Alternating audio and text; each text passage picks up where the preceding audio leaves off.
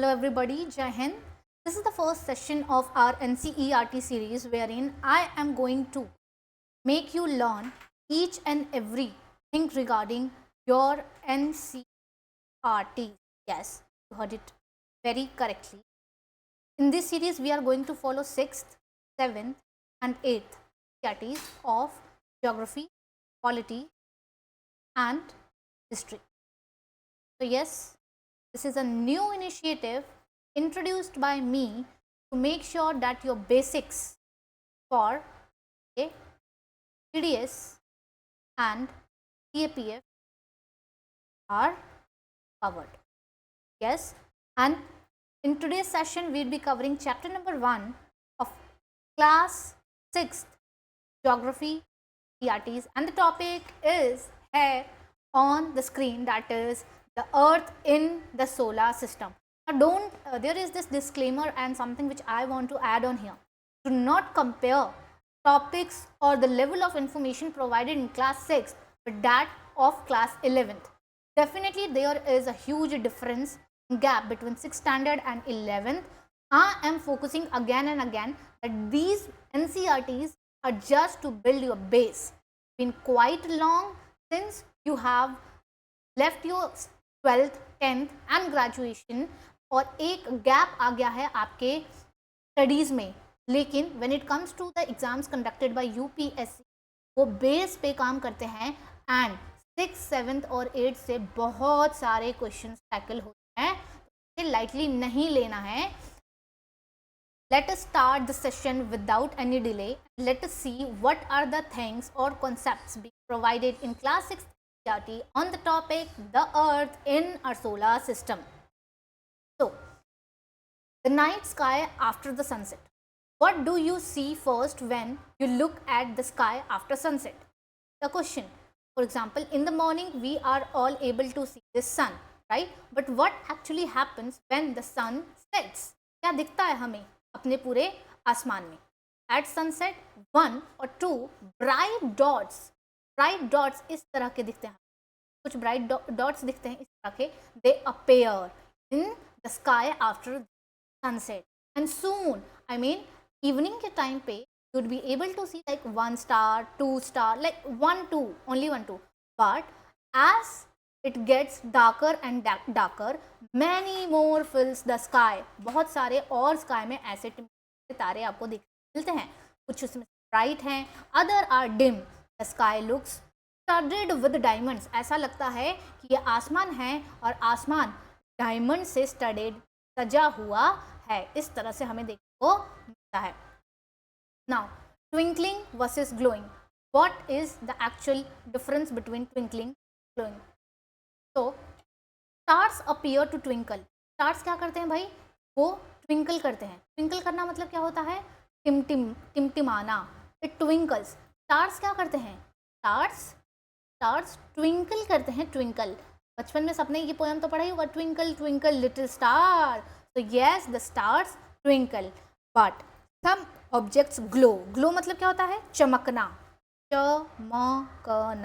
Glow means चमकना. Steadily without flickers.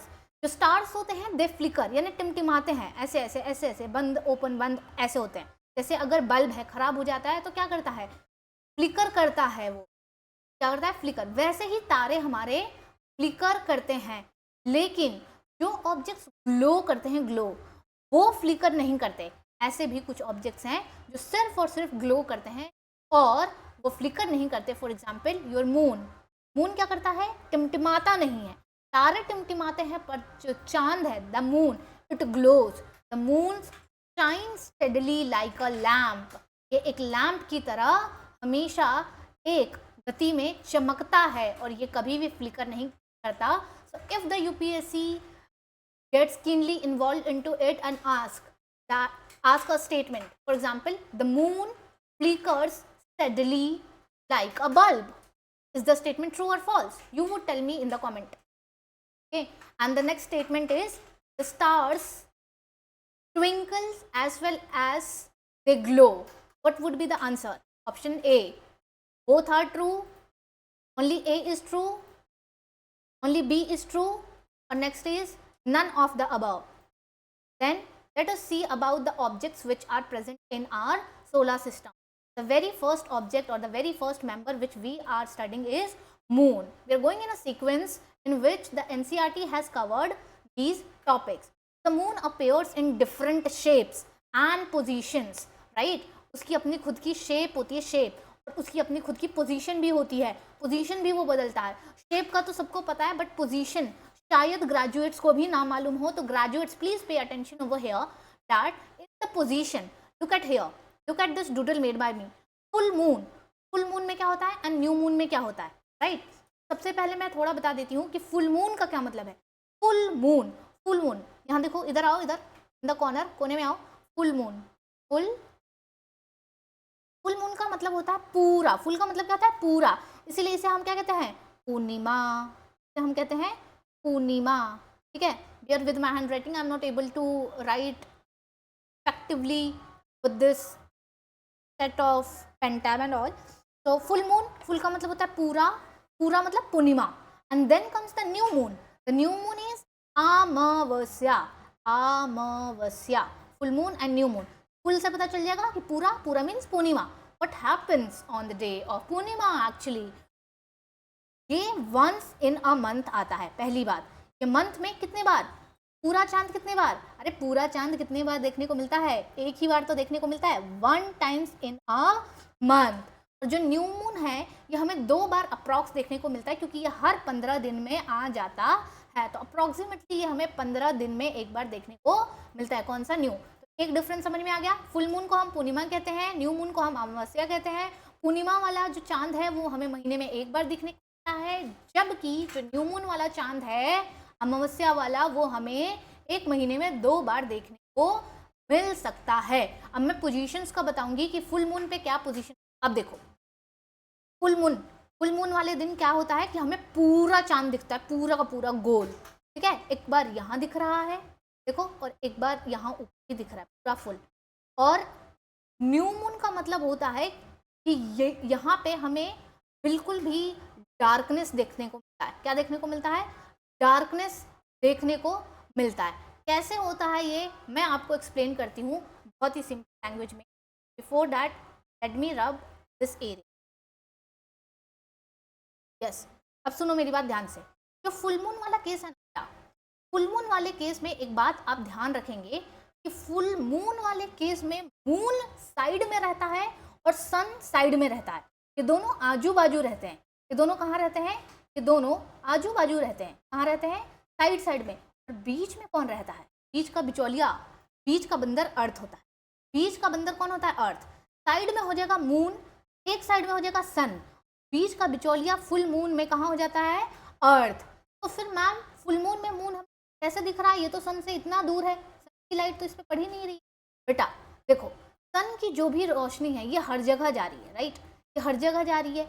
और ये जो मून है हमारा, ये देखो, ये मून है, ये अर्थ है, ये सन है. सन की रोशनी कहाँ कहाँ तक जा रही है, हर जगह तक जा रही है. ये हमारा अर्थ हो गया, ये हमारा मून हो गया, ठीक है. तो सन की रोशनी अभी मून के इस हिस्से पे पड़ रही है, इस हिस्से पे. और हमारी पृथ्वी प्यारी यहाँ पे है, और हम यहाँ पे है पृथ्वी के अंदर. अगर हम पृथ्वी से, अगर हम धरती से आसमान की तरफ देखें तो जिस हिस्से में लाइट पड़ रहा है, चांद का वो हिस्सा हमें पृथ्वी से विजिबल होता है. और इसलिए हमें ये डी के शेप में दिखता है. कैसा दिखता है, ये पूरा ऐसे गोल, पूरा कैसे दिखता है हमें, गोल सा, एक साइड का पूरा गोल दिखता है. But when it comes to new moon, तो इसमें पोजीशन बदल गई. अब बीच के बिचौलिया बन गए हैं मून भैया, और साइड में है सन अंकल और अर्थ अंकल. तो अर्थ की देवी, पृथ्वी हमारी देवी साइड आ जाती हैं, और मून की जगह ले लेती है, और मून जो है वो अर्थ की जगह ले लेते हैं, और सन कहीं नहीं जाते. ये कांस्टेंट है, ठीक है. इजीली लैंग्वेज में ऐसे समझना कि सन दोनों में एक ही जगह होंगे. फुल मून में बीच में अर्थ घुस जाएगा, और न्यू मून में बीच में चंदा मामा घुस जाएंगे. तो होता क्या है, अब देखो, अब सन की जो रोशनी है वो मून के इस वाले हिस्से में पड़ रही है, और इस वाले हिस्से जिस पे सन की रोशनी नहीं पड़ी थी, यहाँ क्या है, यहाँ है अंधेरा. अंधेरा मतलब डार्कनेस. और जब हम पृथ्वी से ये पीछे वाला हिस्सा देखेंगे जहाँ डार्कनेस है, तो भाई हमें कुछ नहीं दिखेगा and we would see all अंधेरा फ्रॉम अर्थ। और इसलिए न्यू मून वाले केस में हमें चांद दिखता ही नहीं है, जीरो मून दिखता है, नो मून दिखता है। पर अमेजिंग बात ये है कि अगर आपको बेस्ट नाइट स्काई की व्यू चाहिए अपनी महिला मित्र के साथ, then you have to watch the night on the new moon day. चांद आसमान में नहीं है पर चांद पड़ोस में है तुम्हारे, तो बेस्ट स्काई व्यू होगा कि नहीं? बिल्कुल होगा। Moving towards, why not visible in day time? The stars and moon are present in the sky during the day, right? It is not like कि दिन में ये आसमान है और यहाँ चांद सितारे हमारे ये प्रेजेंट नहीं है। They are visible but due to the sunlight and bright light, due to the bright sunlight, क्या है, सुबह बहुत ज़्यादा रोशनी है वो छुपा देती है, हाइड फ्रॉम आवर आईज। ये बातें क्लियर हो गई? आगे देखते हैं celestial bodies. What are celestial bodies? Celestial bodies वह बॉडीज हैं जिसमें हमारे सन भैया, मून भैया, star babies, planet, celestial bodies ये कहलाते हैं। सेलेस्ट्रियल बॉडीज किसे कहते हैं बच्चों? हमारा सन हो गया, मून हो गया, स्टार हो गया या प्लैनेट्स हो गए, ये सब मिला करके क्या बनाते हैं? सेलेस्ट्रियल बॉडीज बनाते हैं। नाउ इसमें कुछ बॉडीज बिग हैं, कुछ हॉट हैं और कुछ गैसेस से बनी है। अरे तुम्हारे क्लास में कुछ बड़े तंदुरुस्त, कुछ हॉट हैं, कुछ गुब्बारे जैसे फूले गैस से बच्चे नहीं हैं। वैसे ही हमारे सेलेस्ट्रियल बॉडीज में कुछ बड़े बड़े प्लैनेट, कुछ स्टार्स, कुछ मून, कुछ सन, कुछ हॉट लाइक सन, कुछ गैसेस से बने लाइक जिसे कहते हैं हम जोवियन प्लैनेट। क्या कहते हैं हम? Jovian planet. जोवियन मतलब Jupiter like planet, Jovian planet, उसे गैसेस प्लैनेट भी। Now what do celestial bodies do? They emit, please focus क्योंकि ये PYQ है, they emit their own heat and light. Celestial bodies, what do they emit their own heat and light. ऐसा कौन सा है जो अपना खुद का हीट और खुद का लाइट देता है? आर मैम, स्टार्स। कौन है ये? स्टार्स। तो स्टार्स भाई अपना सारा बोरिया बिस्तर खुद लाते हैं, अपना लाइट खुद लाएंगे, अपना हीट खुद कैरी करेंगे, ठीक है। ये कौन से लोग हैं? आत्मनिर्भर लोग। कौन से लोग हैं? आत्मनिर्भर। कौन आत्मनिर्भर कौन है? स्टार्स। तुम भी बन जाओ स्टार्स, आत्मनिर्भर बनो जरा। हैं? इनकी क्यों जरूरत पड़ रही है तुम्हें? इनकी ये बाल इनके हैं करली, ये चेहरे पे क्यों जरूरत पड़ रही है तुम्हें इनकी? तुम खुद बनो स्टार्स, अपना खुद का हीट और लाइट लेते चलो अपना खुद का हीट और light. Do not depend on x. चलिए, the sun is a star. Also, our sun, our Surya is also a star, which means it has its own heat and its own light. Very good. Now, let us talk about the stars. The countless stars in the night are like sun. जो भी stars हैं हमारे इतने सारे, they are just like sun only. सारे stars कुछ नहीं, they are like sun because sun is ultimately also a star. They look very very tiny because they are very far away from us. Then let us come to what is constellation. Constellation is the group of stars which form patterns. Now if I'd ask anybody what is constellation, they would say ma'am constellation is nothing but group of stars. Nahi beta, this is incomplete. The complete definition of constellation is it is a group of star which form a definite pattern, some form of pattern. Can you see the patterns? Here a pattern is shown जहाँ पे तीर धनुष हो रहा है, यहाँ पे कुछ है, यहाँ पे something is there. ये देखो, ये pattern देखो, ये देखो ये pattern. So these are the patterns, these are the group of stars which are actually making some or the dog, some robot, some like तीर धनुष, bow arrow and stuff. This is what is actually the exact definition of constellation. Now let us see, do you know thing, because many a times the question gets framed from these tiny boxes. So soul, what is the meaning of soul? Soul is a Roman word and it means in Roman mythology it means sun god or solar means related to the sun. So soul जो आएगा, soul तो soul शब्द जो है ये Roman mythology में sun god के लिए डिनोट किया जाता है। सन से रिलेटेड है, the family of sun is there for called, इसीलिए सन जो है इसकी फैमिली को हम क्या कह देते हैं, सोलार सिस्टम। क्या कह देते हैं, solar system, right. Okay, now the next is what is pole star. So before talking about pole star, before talking about it, let us see here the corner thing, the corner information. That only. In ancient time, people used pole star to find direction. तो इसे हम direction की तरह use करते थे। अभी देखेंगे कि होता क्या। Since it always indicate the north direction, ये तो पता चल गया कि पोल स्टार हमेशा कौन सा डायरेक्शन दिखाएगा, जिस डायरेक्शन में पोल स्टार होगा वह हमारा नॉर्थ डायरेक्शन माना जाएगा। It act as a compass. अगर मैंने कल को एक स्टेटमेंट फ्रेम करके आपको अगर एक मॉक टेस्ट दिया that dash is a natural compass, आप क्या बोलेंगे? हाँ, very simple, you have taught us in class 6 NCERT that pole star, that PS, pole star is nothing, it is a natural compass, and in ancient time people used to use it as a tool to find direction at night, and it actually helps the travelers, the sailors and explorers navigate safely ocean, right? So pole star indicate करता है हमारा north direction को, बात याद रखना है। और ये हमेशा फिक्स रहता है स्काई में।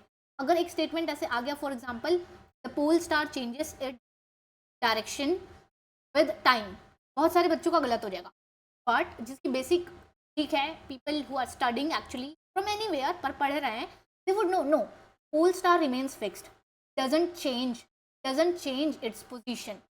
Moon changes its position, yes, but the pole star remains now located by extending a line from the pointer stars of सप्तऋषि। अभी आपको ये अगले वाले पेज में बताऊंगी कि सप्तऋषि कैसे दिखता है, और पोल स्टार से फिर एक हम क्या करते हैं, लाइन खींचते हैं, फिर वहां से सप्तऋषि वाला पैटर्न देखने को मिलता है। Late us see the planets. Planets do not have their own light. ऐसा कौन है जिसका खुद का हीट एंड लाइट होता है? क्या बताया था? आत्मनिर्भर कौन है? स्टार्स, यानी कि स्टार्स हो गए, सन हो गए, they have their own light. But does the planet have both heat and light? No, they do not have their own light. They shine by reflecting the sunlight. ये क्या करते हैं? तो when I used to teach kids, tell them कि जो सन की रोशनी है planets उसको चुराते हैं, और तब अपना लाइट क्या करते हैं, तब हम उनको देख पाते हैं, ठीक है, टेलीस्कोप और विद एनी अदर। ये होता है, इस तरीके से उनको ट्राई करती थी। And you people are also kids, तो मैं आपको वैसे ही पढ़ा कि प्लैनेट्स की खुद की अपनी हीट लाइट नहीं होती, तो वो क्या करता है, सूर्य की रोशनी, सूर्य से लाइट चुराता है और तब दिखता है, यानी कि shine by reflecting the sunlight. पर ग्रेजुएट लेवल पे आपको बताऊं तो वो क्या करता है, वो सूर्य की सनलाइट को रिफ्लेक्ट करता है और तब जाके विजिबल है। उसकी प्लैनेट्स की खुद की लाइट, कोई हीट नहीं है। The sun is at the centre. Let's see about the sun, who is the leader of the house, eldest member of the leader, the boss of the house. Boss is SB, sun boss. So it is in the center of the solar system. It is huge, made of extremely hot gases. Also provides the pulling force. ये pulling force देता है, यहाँ से ना बहुत सारी forces निकलती हैं जिसकी वजह से बाइंड करके रखता है ये सोलार सिस्टम को, और सोलार सिस्टम के अलग तब इतना ऑरा है भैया जी का, इतना ऑरा है, बाकी के जो चुन्नू मुन्नू प्लैनेट्स हैं, बाकी के मेंबर्स हैं, सबको बांध के रखते हैं, कूलिंग फोर्स की वजह से बाइंड करके रखते हैं, किसको भागने नहीं देते। ये लोग तो भगौड़े हैं, हवा नहीं लगेगा कि फटाक से कहीं और भाग जाएंगे, लेकिन सूर्य की जो कूलिंग फोर्सेस है इन सबको समेट के रखती है कि बेटा बाउंड्री के अंदर हरकत करो, जो करना है। Ultimate source of heat and light हमारा ये माना जाता है डिस्टेंस जो है अर्थ से इसका 150 मिलियन किलोमीटर है, और जो हमारा नियरेस्ट स्टार है वो भी क्या कौन है, सूर्य है। तो जरा ये 150 मिलियन वाला फैक्ट याद रखेंगे कि सूर्य और अर्थ के बीच की दूरी कितनी है, 150 million kilometres. Let us see what this green lady has to say in the do you know box. Light travels at the speed of 3 lakh kilometer per second. Yet with this speed, the light of sun takes about 8 minutes the अर्थ। भाई हमें एक और fact यहाँ से पता चलेगा कि सूर्य की किरणें अर्थ पर आने में 8 मिनट लगाती, और दोनों के बीच की दूरी 150 million moving ahead. I hope इतना समझ में आ रहा है।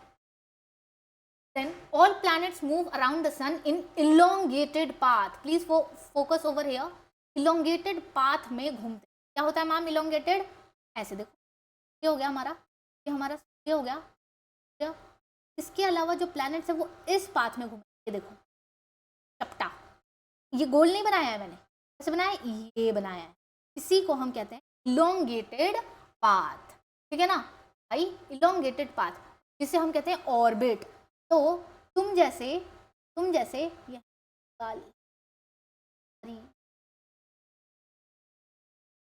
भाई जैसे चक्कर काटते हो मैडम जी के, मिस एक्स जी के, वैसे ही ये प्लैनेट्स राख में चक्कर काटते हैं इलोंगेटेड तरीके से सूर्य के।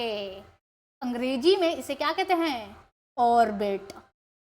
जब प्लैनेट सूर्य के इलोंगेटेड इस तरह से गोल गोल अंडे के आकार में चक्कर काटे, उसे हम कह देते हैं ऑर्बिट। चलो जल्दी से देख लेते हैं प्लैनेट्स। जब हम प्लैनेट्स पढ़ेंगे ना, प्लैनेट्स में हम दो टाइप के पढ़ते हैं, एक होता है इनर प्लैनेट, इनर, एक होता है आउटर। सबसे पहले हम इनर देख लेते हैं। तो इनर में हमारे 4 आते हैं, कौन कौन से, मरकरी, वीनस, अर्थ, मार्स। कौन कौन से, मरकरी, वीनस, अर्थ, मार्स, है ना। मरकरी क्या है, स्मॉलेस्ट प्लैनेट है और सन के सबसे पास है। वीनस क्या है, हॉटेस्ट, सबसे गर्म है, इसका एटमॉस्फेयर थिक है, इसे अर्थ का ट्विन भी कहते हैं। Please pay attention, just grab the data and information as per class 6th. Do not try to rectify everything of 11th right now. Basic से चल रही है, let it go with the basic. Then Earth is also known as blue planet. This is the only planet which supports life. Yes, we are talking about now Mars and all things are being testing time and again. But let us see if actually we could survive on मंगल ग्रह। तो till now तो अभी अर्थ को ही इस category में डालते हैं for survival और the support of life of plants and animals. This is the 5th largest planet in size, slightly flattened at the poles. Shape is called geoid, which means Earth-like shape. Now, Earth के बारे में last line क्या बोली है कि जो Earth है इसका जो शेप है भैया जी वो ऐसा है, देखो, यानी ऊपर से यहाँ से और नीचे से यहाँ से चपटा है, चपटा है, चपटा, चपटा, चपटा मतलब ऑरेंज, देखे ऑरेंज, ऑरेंज, यहाँ से चपटा और यहाँ चपटा, ऐसा है। इधर से बल्ज है, इधर से क्या है, बल्ज, बल्ज मतलब निकला हुआ है और ऊपर नीचे से चपटा। इस शेप को, अर्थ के इस प्यारे शेप को अंग्रेजी में हम या ज्योग्राफी के लैंग्वेज में हम कहते हैं क्यूबॉइड। क्यूबॉइड का मतलब होता है अर्थ के जैसा shape, shape like Earth, shape like Earth, Earth. आज के बाद मत भूलना प्लीज। जियोइड का क्या मतलब है, जियोइड मतलब होता है अर्थ लाइक शेप, ठीक है। And then we have Mars. Mars को हम रेड प्लैनेट के नाम से भी जानते हैं, drawing red colour. The outer planets, we have already seen inner planets, let's see the outer planets in this one. The first one Jupiter, these are also known as Jovian planet, Jovian planet और gases planet, gases planet, ठीक है ना। Jovian, Jovian मतलब क्या होता है, the meaning of Jovian is that Jupiter like planet, Jupiter like planet. तो Jupiter is the largest planet and famous for great red spot. ये बड़ा सा यहाँ पे great red spot, then S for Saturn, Saturn is for famous for its ring, ये ring दिख रही है, रिंग में ऐसे गोल गोल क्या होता है, डस्ट, डस्ट होता है, ठीक है, और क्या होता है, कंकड़, गैसेस, क्लाउड्स, डस्ट, पार्टिकल्स, ये सारी चीज, डेबरी, डेबरी, डेबरी होता है, डेबरी, डेबरी मतलब कूड़ा कचड़ा टाइप, डेबरी। उसके बाद यूरेनस, आइस जैसा होता है, यूनिक टिल्ट है इसका अपने एक्सिस पे, टेढ़ा है थोड़ा सा है पे। लास्ट इज नेपच्यून, कोल्ड है, विंडी है, सबसे दूर है सन से। देखो ऊपर नील आर्मस्ट्रॉन्ग, कोने में देखो जो इंटरेस्टिंग फैक्ट दिया हुआ है ना, नील आर्मस्ट्रॉन्ग भैया जो ये फर्स्ट मैन थे to step on off the moon 20 जुलाई 69 को, तो भूलोगे नहीं ना, आओ तो भूल मत। 20 जुलाई 69 को नील आर्मस्ट्रॉन्ग भैया पहले बंदे थे जिन्होंने जिन्होंने कहाँ रखा, मून की जमीन पे सतह पर अपना कदम जमाया। और कौन से इंडियंस है जरा बता दा, इंडियन एयरफोर्स का नाम जरा स्टार्ट होता है। Now we talked about planets और हमारे और outer circle, let us see what are dwarf planets. Dwarf planets क्या है, ड्वार्फ प्लैनेट्स वो प्लैनेट्स हैं जो पहले कभी किसी जमाने में प्लैनेट्स हुआ करते थे, but now due to some reason, due to their size, their shape and properties, they have lost being into the lost being into a category of what, planet. Now they are known as dwarf planets, and one example is Pluto, was considered a planet until 2006 तक तो इसे बढ़िया planet का दर्जा दिया गया, but after that the national Astronomical union reclassified it as a dwarf planet, right? The dwarf planet now, which means no more a normal planet, अपनी properties अपने features as a planet lose कर दिए। Hence National Astronomical Union क्या बोला, that sorry Pluto, you are no more a planet, you are now a dwarf planet. What planet? A dwarf planet, ठीक है। Now let us see other dwarf planets. ये वाले dwarf planets तो भाई बड़ी वाली एनसीईआरटीज में भी नहीं है, तो we have Sirius, then we have 2003 UB313 Iris, please याद रखना है, एक तो एरिस 2003 UB313, अगर एग्जाम में आ गया UB313 क्या है आप बताएंगे, it is a dwarf planet, option में आ सकता है। And even if today I frame a question, people who are graduates wouldn't be able to do. Now let us see the origin of certain words. Many words used in a language may have been taken from some other language. Geography, for example, is an English word and it has its origin in Greek, है ना, ये इसका origin Greek से है, ये English का एक word है which relates to the description of the earth. Greek में geography मतलब होता है something related to earth, made of Greek word G. G का मतलब क्या होता है, G का मतलब होता है earth, G मतलब earth.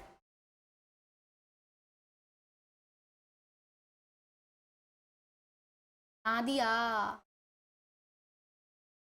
नहीं, क्या ही बोलता है, जी, तो वही जी है ये। जी का मतलब होता है अर्थ, क्या होता है, अर्थ, जी का मतलब हमारा हो गया अर्थ, और ग्राफिया, ग्राफिया मतलब होता है, जैसे होता है ना ग्राफिक्स, तो मतलब होता है राइटिंग, राइटिंग क्या, something which is written about earth is known as law. बात क्लियर है।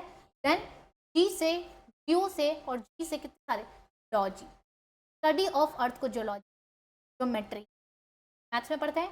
Measurement of the earth is geoid. बताओ संतरे की चपटी ऊपर से शेप और बाहर से बल्ज ऐसे निकली, कौन सा किस प्लैनेट का ऐसा शेप होता है, अरे बताओ, हाँ बताओ, यस, 11 11 ऑन अर्थ,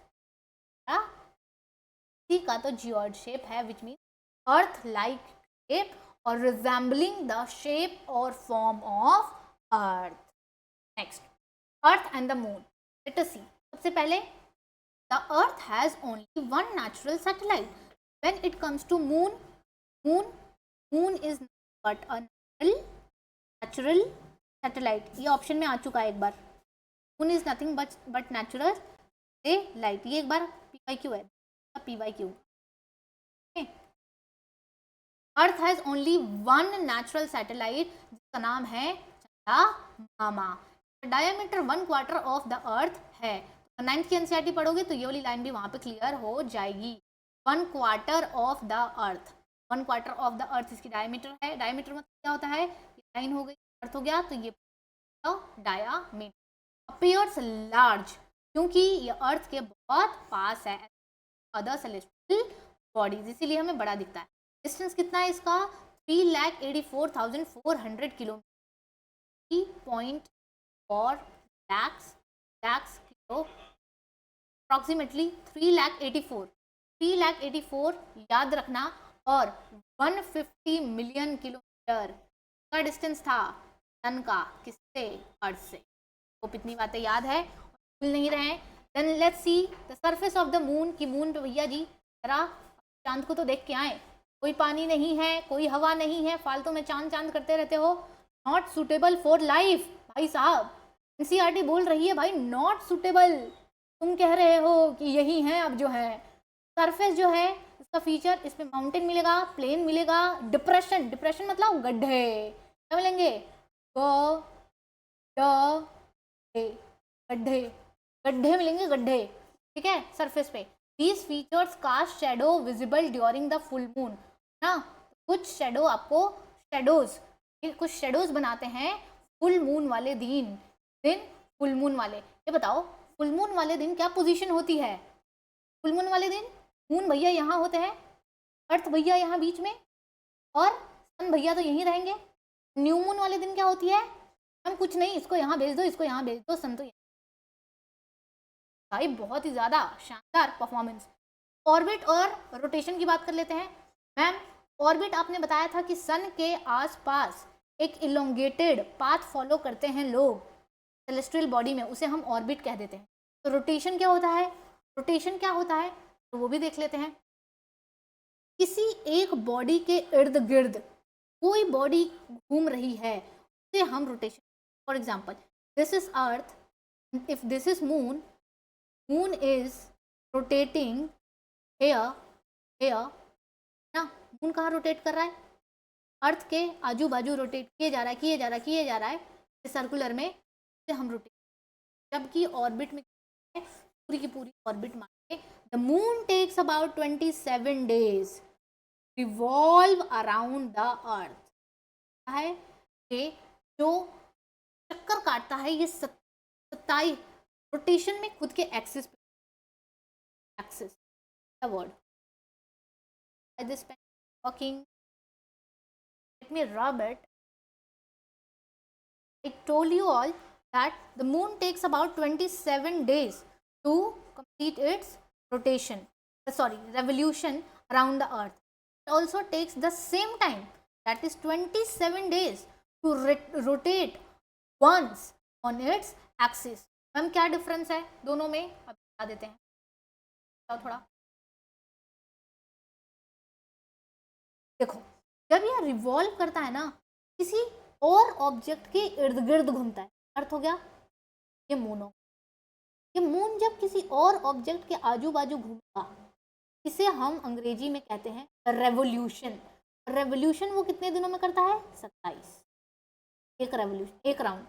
तो मैम ये क्या है, रोटेशन। रोटेशन बेटा वो अपनी खुद की एक्सिस पे करता है, यानी कि खुद की एक्सिस पे जब वो यहाँ से यहाँ किसी और ऑब्जेक्ट के नहीं, खुद के चक्कर, खुद घूम रहा है, यहाँ यहाँ यहाँ चेंज हो रहा है, इसलिए बोला था प्लेस एंड पोजीशन, राइट। तो जब वो रोटेट करता है खुद पे ऑन इट्स ओन एक्सिस, उसे रोटेशन कहते हैं। दोनों में नंबर सेम, यहाँ 27 दिन 27 दिन। Because of this only one क्योंकि एक तो वो रिवॉल्व भी कर रहा है, और ये क्वेश्चन एक बार आयो ने पूछा था भोपाल वाले बैच में कि भाई ये बताओ कि दिन कैसे होता है, सुबह कैसे होता है, चांद है हमें हमेशा एक साइड पे ही क्यों दिखता है, वाई दिस हैपन्स, बिकॉज वो रिवॉल्व भी कर रहा है अर्थ के और वो खुद के एक्सिस पे रोटेट भी कर रहा है, इसीलिए मून जो होता है वो हमेशा एक साइड विजिबल रहता है अर्थ से। ऑल्सो वो वाला फैक्टर जो मैंने आपको पोजीशन वाला समझाया हुआ था, जिसमें जो सन है उसकी लाइट एक साइड पे पड़ रही होती है और दूसरी साइड पे डार्कनेस हो जाता है, और जब हम अर्थ पे देखते हैं, अर्थ से देखते हैं मून को, तो दूसरा साइड हमें कैसा दिखता है, dark. Now let us see some Chunnu Munnus of the solar system. We have Chunnu and we have Munnu for asteroid. So Chunnu is asteroid and Munnu is M for Munnu, M for meteoroid. Chunnu is a tiny, asteroids are the tiny bodies moving around the sun.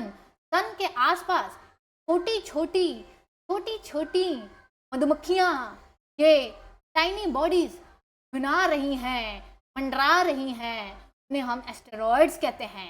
Found between the orbits, याद रखना कि asteroid हमेशा Michael Jackson के step से impressed रहते हैं। किस तरीके से नाचते हैं, Michael Jackson, which means Mars and Jupiter. Mars और जुपिटर, माइकल जैक्सन के अलावा एस्टेरॉइड्स आपको किसी और दो प्लैनेट के बीच नहीं देखने मिलेंगे। Mark my words that asteroids are only found between the orbits of Mars and Jupiter। याद करवाने के लिए बताया है Michael Jackson. Believed to, this is also a PYQ, पहले ही बताते चल रही हूँ कौन कौन सा PYQ है। Believed to be parts of the planet that exploded a long years। It is believed that these asteroids, which are actually moving as a belt between what? Between Mars and Jupiter planet, they were once in the past were part of the planets only, but the planet got exploded. The planet get exploded a very long year ago, and then it becomes asteroid. Now the Munnu man comes meteoroid. Meteoroid are the small pieces of the rocks moving around the sun. Now when it comes to asteroid, they do Michael Jackson dance, right? But when it comes to Munnu bhaiya, meteoroid uncle, meteoroid bhaiya, then it moves. Munnu moves around the sun and not Michael Jackson. Okay, so Munnu moves around the sun. Asteroids, they are the small pieces of rocks move around the sun. When they enter Earth's atmosphere, friction hits them. तो जब वो अर्थ के तहत में घुसते हैं, entry करते हैं, जब तुम उसके घर के गेट के अंदर घुसोगे, इतना बड़ा घर है, देख के आग तो लगेगी। क्या लगेगी? क्या पढ़ लेता हूँ, वरना किस मुंह से एंटर करूँगा, अंकल जी के पास कैसे जाऊँगा।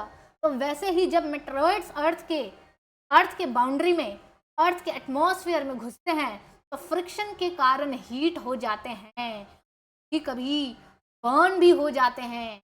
और जब मेटेरॉइड्स बर्न हो जाएं, उनमें आग लग जाए, तो एक फ्लैश सी लाइट निकालते हैं, जिससे हम कहते हैं टूटता तारा। टूटता तारा। और मांगते हैं हम प्यारी जी के लिए, क्या मांगते हैं के लिए? विश। किनके लिए? मिस एक्स के लिए। हम क्या मांगते हैं? विश मांगते हैं। विश क्या मतलब कि मैम ये मिस एक्स पेड़ ज़्यादा लगती हैं, लड़की कम लगती हैं। चलो ध्यान दो, इधर बातें बहुत करते हो तुम लोग, एकदम डाइवर्ट कर देते हो मेरे को, ठीक है ना भाई। तो क्या बताया, मेटेरॉइड्स तब तक होंगे बेटा जब तक पृथ्वी के शहद में, पृथ्वी के बाउंड्री में, एटमॉस्फेयर में, इसके सरहद में घुसे नहीं है, तब तक इनका नाम रहेगा meteoroid.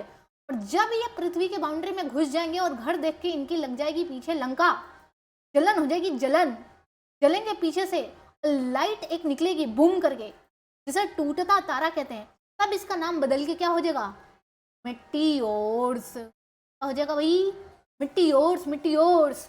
And if not completely burn, अगर ये एटमॉस्फेयर में पूरी तरह से नहीं जले, फॉल ऑन द अर्थ, क्या करते हैं?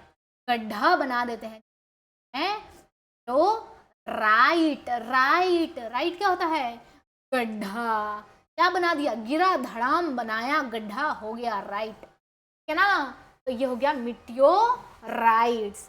यस, समझ आया? जब जब सोलर सिस्टम में रहेगा तो मेटेरोइड ड, जब आग लग गई एटमॉस्फेयर में घुस के तो मिट्टियोर, और जब जब आग लग के पूरी तरह जला नहीं और पृथ्वी पे आके गिरा धाम करके गड्ढे बना दिए तो क्या नाम हो जाएगा? Right, meteorite. Now see the galaxy. Galaxy is a huge system of billions of stars, dust and gases. Galaxy ये हमारी हो गई प्यारी सी। इस गैलेक्सी में क्या है? बिलियंस ऑफ स्टार्स हैं, डस्ट है, गैसेस है। हमारे पास है पास वाली galaxy Milky Way galaxy, appear as a whitish, white colour की glowing band across the night sky. इसीलिए वाइट है, इसीलिए क्या रख दिया? दूधिया galaxy, Milky Way galaxy. Way galaxy ये बहुत से मिलियंस ऑफ स्टार से बना हुआ है। Our solar system is a part of, हमारा वाला किसका पार्ट है? किस गैलेक्सी का? Way galaxy. पुराने जमाने में इमेजिन किया जाता था कि ये रिवर ऑफ लाइट है, यानी लाइट यानी उजालों का नदी, इसीलिए इसे आकाश गंगा कहते हैं। आकाश गंगा, आकाश गंगा क्या कहते हैं? आकाश गंगा कहते हैं। गंगा, गंगा मतलब रिवर, तो रिवर ऑफ लाइट कहते हैं। और अगर ऑप्शन में आ गया डैश इज नोन एज आकाश, आकाश गंगा, आधों को तो आएगा ही नहीं, आधे तो बस पसर ही जाएंगे, फैल जाएंगे भाई, फैल जाएंगे, पहले बता रही हूँ।